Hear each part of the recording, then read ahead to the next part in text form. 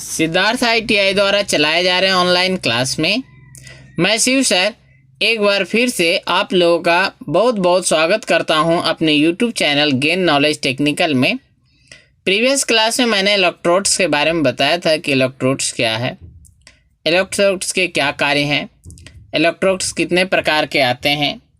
आज मैं इसी कड़ी को आगे बढ़ाता हूं और आपको बताने जा रहा हूं कि इलेक्ट्रोड्स का कोटिंग फैक्टर क्या होता है। उसके बाद इलेक्ट्रोड्स का जो हम कोडिंग किया जाता है वो क्या होता है। फिर बताऊंगा मैं symbol of welding current condition कि वेल्डिंग करंट का कंडीशन में क्या क्या सिंबल यूज होते हैं, साथ ही और भी बहुत कुछ। तो चलिए शुरू करते हैं और आते हैं अपने टॉपिक पे। तो पहला है हमारा कोडिंग फैक्टर। कोडिंग फैक्टर में कोडिंग डायमीटर को या कोर वायर डायमीटर को कोडिंग फैक्टर कहते हैं। यह होता क्या है? यह हल्की कोटेड इलेक्ट्रोड के लिए 1.25 से 1.3, उसके बाद मीडियम जो है कोटेड इलेक्ट्रोड के लिए 1.4 से 1.5, हैवी कोटेड इलेक्ट्रोड के लिए 1.6 से 2.2। तो ये आपका कोटिंग फैक्टर होता है। अब कोडिंग फैक्टर इक्वल टू, जैसे आप चित्र में देख रहे हैं, कोटिंग डाया बटे core diameter. Coating factor equal to, अगर कोटिंग फैक्टर हमें निकालनी है तो इसके लिए हमें फार्मूला जो यूज करनी होगी वो होगी कोटिंग डाया बटे कोर डायमीटर। अब ये कोटिंग डाया क्या होता है, जैसे फिगर में दिखाया गया है, तो जो हमारा बेस मेटल होता है वो मेरा कोर डायमीटर होता है, और कोटिंग करने के बाद जो मेरा डायमीटर होता है, जो उसके ऊपर जो फ्लेक्स का कोटिंग किया हुआ रहता है, वो मेरा कोटिंग डायमीटर कहलाता है। अब हम आगे बढ़ते हैं और आपको बताते हैं कि सामान्य इलेक्ट्रोड के लिए समान साइज क्या होती है, मतलब common sizes of electrodes. Electrodes का जो साइज है वो उसकी कोर वायर के डायमीटर द्वारा लिया जाता है। सामान्य साइज जो है मिलीमीटर में 1.50, 2.00, 2.50, 3.15, 4.00, 5.00 और 6.00 होते हैं। इलेक्ट्रोड्स की लंबाई प्रायः जो है 250 मिलीमीटर से 450 मिलीमीटर तक में मिलती है, जिसमें 250, 300, 350 और 450 मिलीमीटर के साइज में उपलब्ध होते हैं। अब जानते हैं हम वेल्डिंग करंट कंडीशन के सिंबल्स कि सिंबल्स ऑफ फॉर जो है वेल्डिंग करंट कंडीशंस, क्या क्या कंडीशंस होते हैं। तो जैसा कि देख रहे हैं कि वेल्डिंग करंट कंडीशन में अगर DC और इलेक्ट्रोड पॉजिटिव हो तो इसका साइन D+ दिया हुआ रहेगा। अगर DC और इलेक्ट्रोड निगेटिव हो तो इसका साइन D- रहेगा। DC और इलेक्ट्रोड पॉजिटिव या निगेटिव हो तो D+- रहेगा। AC और ओपन सर्किट वोल्टेज 90 वोल्ट से कम ना हो तो A90 लिखा हुआ रहेगा। AC और ओपन सर्किट वोल्टेज 70 वोल्ट से कम ना हो तो A70। AC और ओपन सर्किट वोल्टेज 50 वोल्ट से कम ना हो तो A50 हमारा रहेगा। अब चलते हैं नेक्स्ट जो है, तो देखते अब आप आगे बढ़ते हैं तो हम देखते हैं। अब हमारी बात आती है कि मेन कोडिंग, जो इलेक्ट्रोड्स की कोडिंग की जाती है उसमें जैसे E अक्षर हो तो वो क्या प्रकट करता है। तो देखिए E एक उपसर्ग प्रकट करता है कि मैनुअल मेटल आर्क वेल्डिंग, जिसमें जो कवर्ड इलेक्ट्रोड प्रयोग किए जाते हैं वे एक्सट्रूशन प्रक्रिया से बनाए गए हैं। अब है कि एक अक्षर कवरिंग के प्रकार को, दूसरा जो अक्षर होता है, एक अक्षर वो होता है जो कवरिंग के प्रकार को प्रकट करता है। पहला डिजिट वेल्ड धातु डिपॉजिट की अल्टीमेट टेंसाइल स्ट्रेंथ और यील्ड जो है स्ट्रेंथ का कॉम्बिनेशन को प्रकट करता है। दूसरा डिजिट जो होता है वो डिपॉजिट की हुई वेल्ड धातु का वृद्धि का प्रतिशत और इम्पैक्ट मानों का कॉम्बिनेशन प्रकट करता है। तीसरा डिजिट वेल्डिंग की पोजीशन को प्रकट करता है जिसमें इलेक्ट्रोड को प्रयोग किया जा सकता है। चौथा जो डिजिट होता है वो करंट कंडीशन को प्रकट करता है जिसमें इलेक्ट्रोड को प्रयोग में लाना होता है। कुछ जो है अब एडिशनल कोडिंग भी किए रहते हैं जो आपको इलेक्ट्रोड्स में, वो एडिशनल कोडिंग में क्या होता है कि जैसे अगर H2, H3, H1 अगर इस तरह से कोडिंग किया हो तो इसका मतलब क्या होता है? इसका मतलब होता है हाइड्रोजन कंट्रोल्ड इलेक्ट्रोड को प्रकट करने वाले ये अक्षर होते हैं H1, H2 और H3। अब जो है हमारा जो इंडियन स्टैंडर्ड होता है, इंडियन स्टैंडर्ड में different standards used in coding of electrodes, ये कितने प्रकार के होते हैं?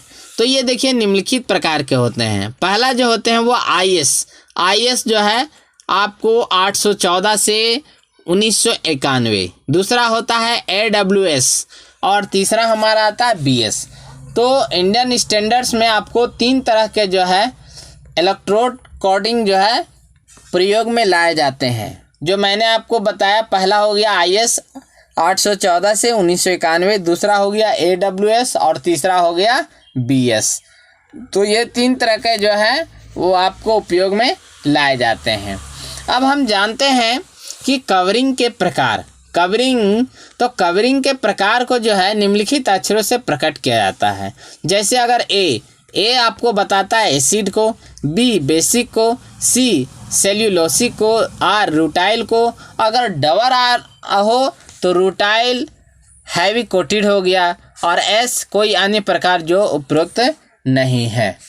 तो ये आपका कवरिंग के प्रकार हो गए। चलिए अब आगे बढ़ते हैं। अब हम लोग जानते हैं कि अगर कोई इलेक्ट्रोड का चयन करना हो तो कैसे करेंगे, क्या उसका बेस होगा इलेक्ट्रोड के चयन का, मतलब सेलेक्टिंग द करेक्ट इलेक्ट्रोड। हम जो है इलेक्ट्रोड का चयन किस प्रकार से कर सकते हैं? तो देखिए, किसी कार्य के लिए एक इलेक्ट्रोड तब उपयुक्त मानी जाती है जब सामान्य रूप में उसमें कुछ निम्नलिखित गुण होते हैं। वो क्या होते हैं? तो जैसे पहला है हमारा अगर अच्छी आर्क स्थिरता, मतलब गुड जो है आर्क स्टेबिलिटी देता हो, वो गुण उसमें होना चाहिए। दूसरा है कि शीघ्र जो है जमाव, मतलब तुरंत हम अगर मान ली वेल्डिंग कर रहे हो, जो मेरा फ्लक्स वहाँ जम रहा हो उसकी जो जमने की जो दर होनी चाहिए वो बहुत उच्च होनी चाहिए, तुरंत जो है वो जम जाए। दूसरा है स्मूथ वेल्ड बीट, जो हमारा वेल्ड बीट बन रहा हो वो स्मूथ बनना चाहिए। चलिए नेक्स्ट है हमारा न्यूनतम स्पैटर, वेल्डिंग करते समय जो स्पैटर बन रहा हो वो कम से कम बनता हो। दूसरा है कि अधिकतम वेल्ड स्ट्रेंथ, उस इलेक्ट्रोड के द्वारा जो वेल्ड का स्ट्रेंथ हो वो मैक्सिमम हो। नेक्स्ट है आसानी से स्लैग दूर करना, मतलब वेल्डिंग करने के बाद जब हम स्लैग को हटाना चाहें तो वो आसानी से हट जाए। तो उपरोक्त जो है विशिष्टताएं पाने के लिए इलेक्ट्रोड का चयन करते समय कुछ जो है बेसिक ध्यान रखना पड़ता है। जैसे नेचर ऑफ बेस मेटल, अर्थात जो इलेक्ट्रोड प्रयोग की जाती है उसे बेस धातु के समान लगभग बराबर मैकेनिकल गुण की वेल्ड धातु अवश्य उत्पन्न करनी चाहिए। दूसरा हमारा हो गया इलेक्ट्रोड का डायमीटर, साधारणतः वेल्ड की जाने वाली धातु की मोटाई से बड़े व्यास की इलेक्ट्रोड का प्रयोग नहीं किया जाना चाहिए। फिर भी बचत को ध्यान में रखते हुए जहां तक हो सके बड़े से बड़े इलेक्ट्रोड को प्रयोग करना चाहिए। प्रयोग किए जाने वाले इलेक्ट्रोड का जो डायमीटर है जॉइंट के डिजाइन पर भी निर्भर करता है। अब है तीसरा जॉइंट डिजाइनिंग एंड फिटअप, यदि जॉइंट अपर्याप्त विभेद एजो वाला हो तो प्रयोग किए जाने वाले इलेक्ट्रोड ऐसी होनी चाहिए कि वे गहरा पेनिट्रेशन कर सके। चौथा है हमारा वेल्डिंग पोजीशन, कुछ इलेक्ट्रोडें केवल तब अच्छा परिणाम देती है जब उन्हें फ्लैट पोजीशन में प्रयोग किया जाता है, लेकिन कुछ अन्य प्रकार की इलेक्ट्रोड्स जो है वर्टिकल, हॉरिजेंटल और ओवरहेड वेल्डिंग के लिए भी उपयुक्त मानी जाती हैं। चौथा हमें ध्यान रखने वाली चीज़ है कि welding current and polarity, electrodes को AC या DC या DCN या DCEP के साथ कुछ कार्य करने के लिए बनाया जाता है, फिर भी कुछ इलेक्ट्रोड AC और DC दोनों के साथ अच्छा कार्य करती हैं। उसके बाद हो गया रेट ऑफ डिपोजिशन। यदि तेजी से धातु को जमा किया जाता है तो जमावड़े की लागत कम होती है, परंतु सभी इलेक्ट्रोडें अधिक स्पीड या अधिक करंट पर प्रयोग करने और फिर भी अच्छी बीट बनाने के लिए उपयुक्त नहीं होती हैं। इस बात का हमको ध्यान रखना चाहिए। उसके बाद हमारा हो गया सर्विस रिक्वायरमेंट। कभी कभी उपयोगिता की आवश्यकता ऐसी होती है कि कुछ वेल डिपॉजिट विशेष प्रकार के होने चाहिए, जैसे high corrosion resistance, high ductility. ऐसी आवश्यकताओं के अनुरूप ही इलेक्ट्रोड का चयन किया जाना चाहिए। तो ये थे हमारे कि इलेक्ट्रोड का चयन करते समय ये सारे जो पॉइंट्स हैं उसको ध्यान में रखेंगे, तभी हम सही इलेक्ट्रोड्स का चयन कर सकते हैं। अब है कुछ law reasons for using hydrogen electrodes. कुछ हाइड्रोजन इलेक्ट्रोड्स होते हैं जिनको उपयोग में लाते हैं, साथ ही साथ स्टोरेज ऑफ इलेक्ट्रोड्स। अब है कि मान ले कि इलेक्ट्रोड्स को हम जमा कैसे करेंगे। इलेक्ट्रोड्स काफ़ी महंगी होती है, इसकी संपूर्ण खपत करना आवश्यक है। स्टब एंड को तब तक नहीं त्यागना चाहिए जब तक कि वे लंबाई में केवल 35 से 50 मिलीमीटर तक ना हो जाए, तब तक हमको उस इलेक्ट्रोड को यूज करना चाहिए। दूसरा यह है कि इलेक्ट्रोड को कमरे के समान तापमान पर सूखे स्थान पर रखना चाहिए और संबंधित नमी अधिकतम 50% हो। यदि इलेक्ट्रोड को नमी में खुला छोड़ दिया जाए तो उनकी कोटिंग टूटने लगती है, विशेषकर लो हाइड्रोजन इलेक्ट्रोड नमी से खराब हो जाती है।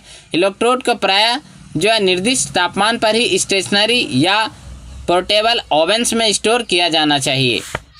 इलेक्ट्रोड को स्टोर करने के लिए सुनिश्चित कर लेना चाहिए कि वे आपस में न टकराएं और ना मुड़ें, क्योंकि ऐसा होने से कोटिंग छूट सकती है और इलेक्ट्रोड जो है प्रयोग लायक नहीं होती हैं। तो ये थे इलेक्ट्रोड से संबंधित कुछ रोचक जानकारियाँ। अब मैं इसके अगले वीडियो में इसका जो MCQ क्वेश्चन होगा उसको लेकर आऊँगा। आज इतना ही, बहुत बहुत धन्यवाद। और आप लोगों से निवेदन है कि आप लोग ज़्यादा से ज़्यादा चैनल को सब्सक्राइब करें और लाइक शेयर करना ना